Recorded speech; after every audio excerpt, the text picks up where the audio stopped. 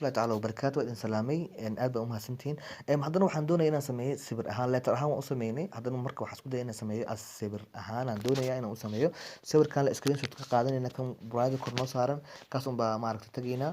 insha Allah hadda pixelka waan ka maarmay waan iska dhaafi karaa pixelka waana maaragtay isticmaali karaa laakiin pixelka waxba ayaan isticmaalin background eraser kan isticmaalo sawirkan hadda aan soo sawiray oo screenshot ka qaado un maaragtay aan sameeyo saa u aragtiin inaan maaragtay u sameeyo sawir ahaan saa uga dhigo as image ahaan ka dhigo insha Allah billahi karim sawirkan soo qaadanaya inta saan u soo qaadanaya hadda halfway dhib ma laha intaas la soo qaado muhiim ah intaas marka automatic kan colorkan iga bixi intan iga bixi okay kuwaas kalena wax ku tiri kartaa manualka ku tiri kartaa muhiim waa intaas waa kaas intaas aan ku tiri network intaan iga tatar okay intaas bas muhiim ah intaan yariista ayaan automatic ka baxayaan aan ku bixino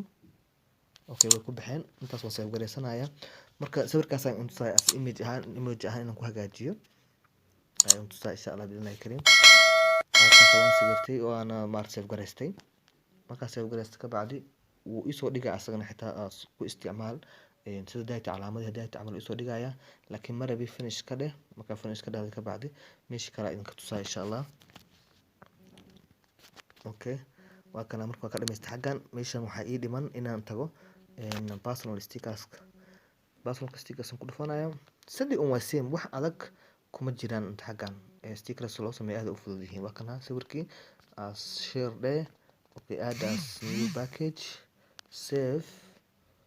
fanta shuf aad saas igu dhamaatay oo igu sameeyay sawirkii send it to WhatsApp ka loo diraya aad ma salaam okay WhatsApp kiga aan taga ayaan tusay marka hadana inaan sameeyo in kale okay waa kana sawirka stickerka tag oo soo qaadan lahayd new isoo saaray waa kana already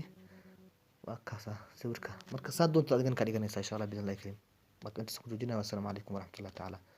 wa barakatuh